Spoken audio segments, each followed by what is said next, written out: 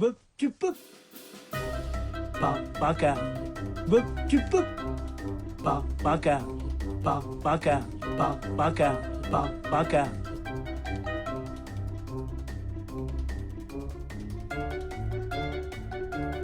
Ah bah si, tu peux en fait.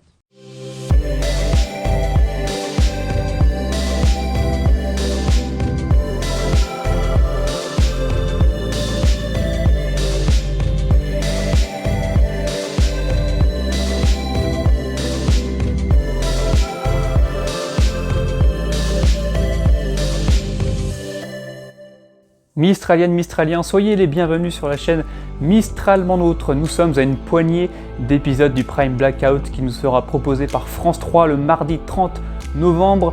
Et nous avons déjà quelques cailloux qui nous sont parsemés puisque nous savons déjà pourquoi Betty, Noé et Bilal participeront à ce Prime. Ils ont fait une énorme bêtise à l'occasion de la venue de Kevin au lycée Scotto. Et puis, ça y est, nous avons déjà l'évocation de la cérémonie de Bauer qui doit passer capitaine. Il avait été rétrogradé, il avait abandonné son poste de lieutenant pour intégrer la municipale.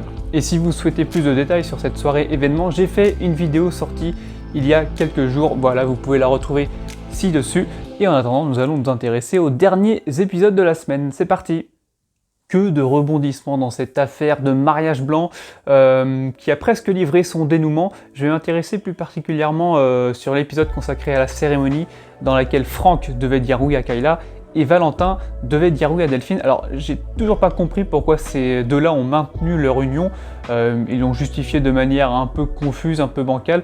Et avec leur recul, je trouve que c'est complètement idiot puisque c'est Delphine sur les photos qui embrassait Franck quand Ménard a mené sa petite enquête. Donc là, on a un second mariage qui perd en crédibilité, et donc par ricochet, ça met davantage en danger la crédibilité de Franck et Kayla sur ce coup-là. Quoi qu'il en soit, le moment venu, Ménard a tout juste le temps de rallier la mairie, d'enfiler un impair et de crier au scandale pour faire capoter la cérémonie. Alors dans cette scène, on a Kayla qui est d'une magnifique sobriété, je trouve, elle est très digne.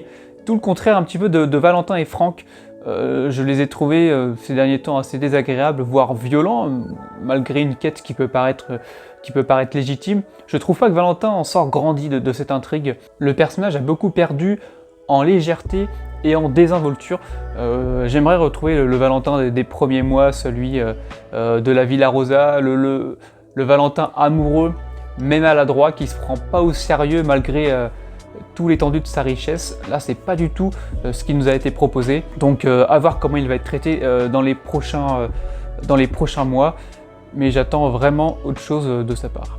Kayla, quoi qu'il en soit, donne le feu vert pour réaliser son souhait le plus cher, qui est à l'heure actuelle de retrouver son fils.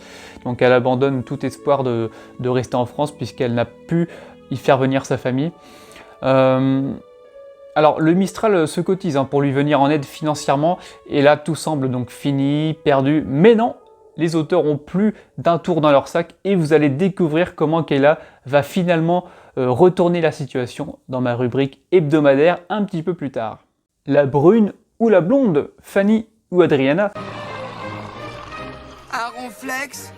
Bon, si vous suivez le fil de l'actualité de Plus belle la vie, vous vous doutez que le suspense est tout relatif puisque l'ex-mannequin va quitter très prochainement le Mistral. Elle était prévue pour un mois, elle est arrivée à la fin du mois d'octobre, donc là ses jours sont comptés dans le quartier. Néanmoins, dans une interview, Adriana Carambeu a déclaré qu'elle avait suggéré quelques idées aux auteurs pour faire revenir éventuellement son personnage. Bon, vous le voyez venir gros comme une maison, Romain et Fanny devraient copuler. Pendant qu'Alexandre lui est aux abonnés absents, son jumeau Jérémy essayait de mettre Nisma dans son lit, donc dans sa couchette. Je ne sais pas si les soubérants dorment dans un lit.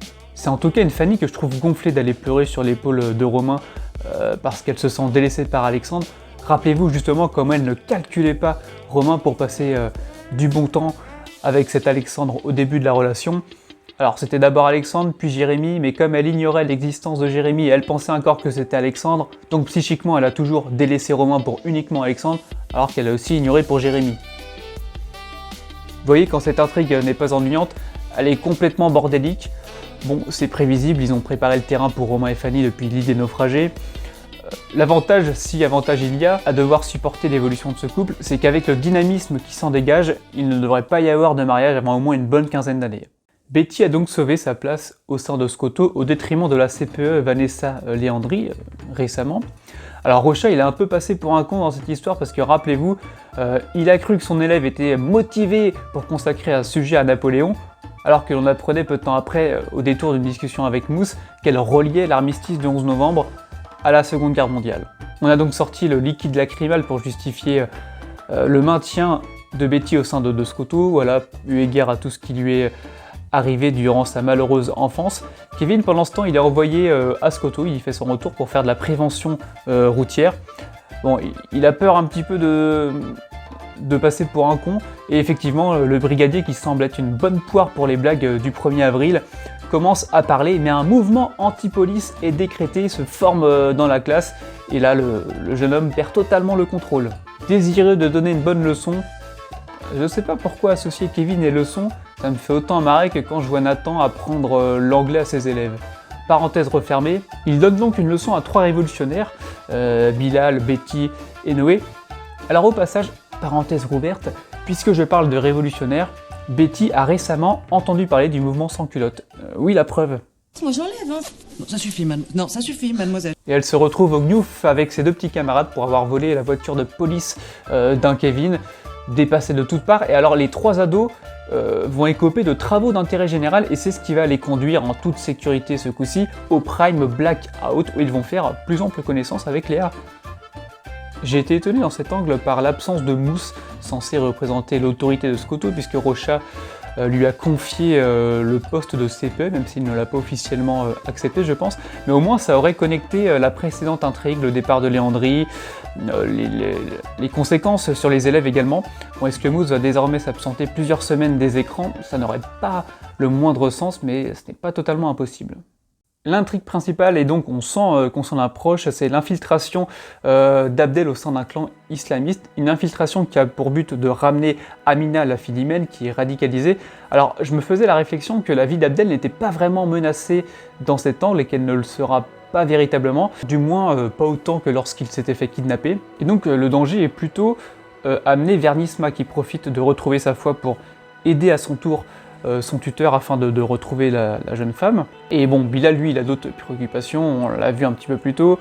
Ainsi, on ne prolonge pas vraiment cette complicité entre Bilal et Nisma, une complicité qui transpirait à l'écran quand les 2 ados pensaient à la mort d'Abdel. En attendant, Nisma, elle parle à Amina, et je trouve qu'elle se jette littéralement dans la gueule du loup, puisqu'elle se présente à découvert en lui disant qu'elle est là pour la ramener à bon port. Alors, si Abdel a informé Nisma, il faut savoir que ça fait normalement plus d'1 an qu'Amina est auprès de ce groupuscule, donc elle est radicalisée, peut-être pas de la tête aux pieds, mais c'est extrêmement risqué de venir lui dire qu'elle est là pour infiltrer et pour trahir ceux qui accompagnent Amina depuis 1 an. Et c'est une stratégie qui s'avère pas vraiment payante, puisque Amina n'a plus grand chose à faire de sa mère, elle s'intéresse tout juste à sa maladie, prend des nouvelles parce que Nisma lui dit qu'elle est en phase terminale.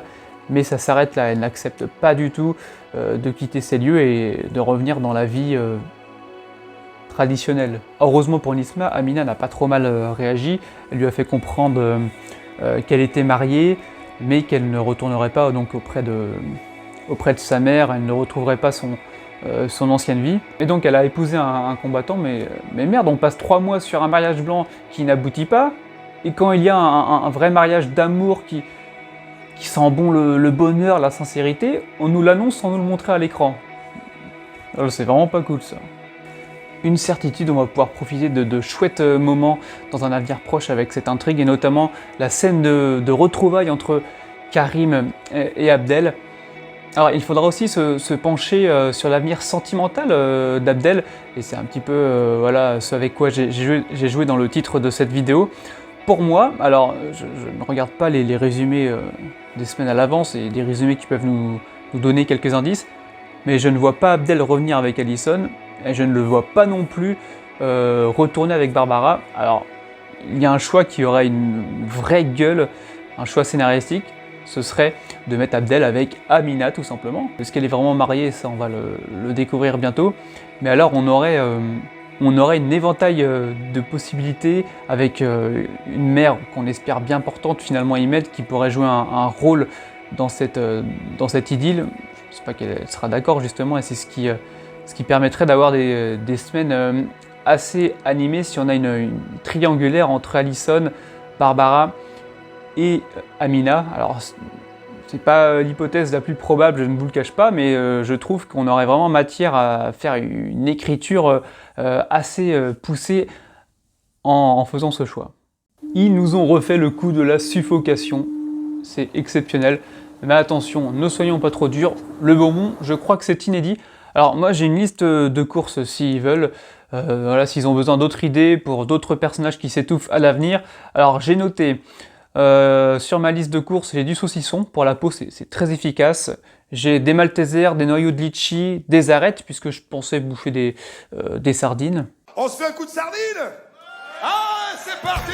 Ah oui, lui, sinon il s'est pas encore étouffé avec son micro. Une idée de plus, c'est comme la starisation de Noé, Bilal et Betty quand ils reviennent au lycée. Et c'est toujours dans les couloirs, on a des élèves qui se prennent en selfie avec eux. Et là, je me demande s'ils publient la photo sur les réseaux sociaux, qu'est-ce qu'ils mettent en légende pour accompagner ce cliché avec la triplette de Scottoville. Non mais il faut arrêter avec ce délire, ces scènes montées au ralenti, c'est vraiment de la perte de temps, ça ne dupe personne. Parenthèse refermée et je ne vais pas la rouvrir. À titre personnel, je trouvais que le départ de Kayla était une très belle fin à une intrigue globalement inégale, non pas que je prenne position en faveur ou en défaveur de son renvoi, mais les mots de Kayla, la sincère tristesse de ses amis, je trouvais qu'on avait trouvé un bel équilibre pour ne pas sombrer dans le pathos. Alors si les scénaristes tenaient forcément à ce que Kayla reste et qu'on ait une issue favorable, pourquoi pas, mais il y avait probablement des moyens plus originaux, et je ne parle pas d'assommer et de défroquer Ménard. Désolé si je vous spoil puisque c'est un épisode qui sera diffusé lundi, mais cette scène où Kayla sauve la fille de Barreau et qui va donc jouer en sa faveur pour un maintien en France, elle est d'une bêtise crasse. Bon, le personnage se prénomme Ségolène, et c'est une vraie caricature de... Barreau est en soi une caricature, mais alors sa fille, on a grossi les traits au stabilo, c'est assez impressionnant. Elle est droitement sortie d'un conte de Cendrillon, et à qui on a envie de mettre des baffes. Pour glisser de manière expéditive sur le terrain politique, prenez des articles numériques qui concernent un acte de bravoure d'un migrant en situation illégale. Vous voyez, les commentaires, c'est toujours assez contre-productif, les gens ne sont pas apitoyés et ça les agace plus qu'autre chose, donc j'aurais vraiment aimé qu'avec Kayla, on trouve un moyen plus conventionnel, puisque voilà, c'est un personnage touchant mais qui est simple, et donc faisons de la simplicité si on veut la faire se maintenir de manière légale sur le territoire français. En tout cas, ce dénouement heureux ne se fait pas tout de suite, car Barreau, dans un premier temps, il la remercie pour avoir sauvé la vie de sa fille, et il indique, voilà, il a fait tout son possible, il a mobilisé, sollicité ses contacts, il y est parvenu, et donc là on croit tous, et moi-même sur le coup, je dis ah ça y est, il va directement la régulariser. En fait non, il a mobilisé ses contacts pour lui permettre de rejoindre Bamako à travers un vol simple et en classe affaires. Alors j'ai trouvé ça à la fois amusant et cruel, puisque la façon dont Barreau le dit, le culot qu'il a, sa fille vient d'être sauvée par une dame, et voilà, en fait il la renvoie, il expédie plus rapidement que prévu puisque c'est un vol direct. Donc c'est un peu une manière de dire voilà, tu vas rentrer encore plus vite chez toi. Donc pour conclure, je ne suis pas mécontent que ce personnage reste. Avec Kayla, on peut faire plein de belles choses, mais c'est la manière qui ne me convient pas. Je trouve ça parfaitement ridicule d'utiliser un bonbon, alors que déjà il y a 2 semaines, Francesco manquait de s'étouffer. J'ai remarqué que pour la rubrique Mistral gagnant, j'ai utilisé beaucoup de duos ces derniers temps, Bauer Karim, Laetitia Valentin, Nisma Bilal, et bien ce coup-ci, vous allez me trouver original puisque j'ai décidé de mettre en valeur un binôme, le binôme Abdel Nisma. Entre eux, ça a toujours été une relation de je t'aime moi non plus. C'est agréable de les voir remettre la mosquée au centre du village, et c'est un peu la foi qui les rapproche. Plus que le duo, je pourrais tout simplement parler de cette très belle scène dans laquelle ils se prennent dans les bras l'un de l'autre, mais comme elle est vite éclipsée par la demande de Nisma d'être infiltré à son tour, que Abdel refuse et qui s'agace de nouveau, je préfère mettre en avant leur relation dans la globalité, et le fait qu'ils soient presque main dans la main pour secourir Amina, Dans tous les sens du terme, Abdel et Nisma ont dû aller aux extrêmes pour en venir à cette belle réconciliation. Ils ont des fréquentations extrêmes à travers cette intrigue et ils se sont engueulés de manière très très forte à la sortie du mariage où la sœur de Bilal a balancé des horreurs à son tuteur et aujourd'hui elle est bien contente qu'il soit encore en vie et c'est ce qu'elle lui dit mot pour mot. Là encore, ce n'est pas un jugement politique, mais si Nisma pouvait ôter plus fréquemment son voile, je dis ça parce qu'elle est tout simplement rayonnante à l'extérieur comme à l'intérieur, autant on sent bien que les auteurs veulent conserver chez Bilal un taux de conneries assez élevé, autant il sera très intéressant de découvrir ce qui va se produire pour Nisma en 2022. Comme bien souvent, pour conclure, je vous informe ce qui va se passer sur cette chaîne dans les prochaines semaines. Les débriefs évidemment hebdomadaires tous les vendredis soirs, mais il y aura en tout et pour tout 3 contenus additionnels d'ici la fin de l'année. Le premier, ceux qui ont vu ma dernière vidéo sont déjà au courant, il s'agit d'un débrief vidéo du Prime Blackout et je vous promets que je ne vous ferai pas le coup de la panne. Et ensuite, je vous proposerai un bilan de l'année 2021 de Plus belle la vie, scindé en 2 contenus. Tout d'abord, à mes yeux, les 10 pires intrigues de cette année 2021 du feuilleton, puis les 10 meilleures. Ça suit la logique du Mistral gagnant, Mistral perdant. Je parlerai d'abord des sujets qui fâchent avant de me montrer positif, car je vous assure qu'il y a eu beaucoup de belles choses en 2021. Même si on a tendance toujours à retenir ce qui nous agace, c'est bien humain. Pénélope vous remercie par avance de la gratifier d'un pouce bleu pour la faire bleuir de plaisir et plus si affinité et si vous décidez de vous abonner à Mistralement Nôtre. Rendez-vous dans 3 jours pour la suite des aventures de ce podcast qui est vôtre, mais surtout Mistralement Nôtre. Bye bye.